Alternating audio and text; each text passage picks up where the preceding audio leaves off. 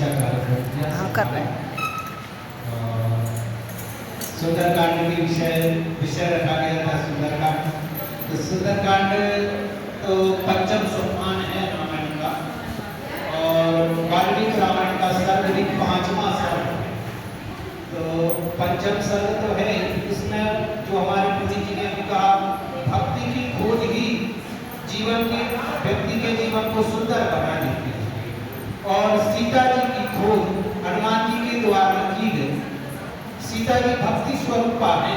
सर्वश्रेयस करीम सीताम, सर्वश्रेयस करीम सीताम न तो हम राम वल्लभाम।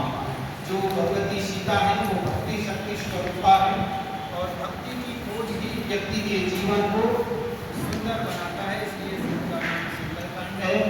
इन समय का बड़ा अभाव है, आप लोग सब बड़े पहले से आ गए थे। आप लोगों को बहुत बहुत साधुवाद।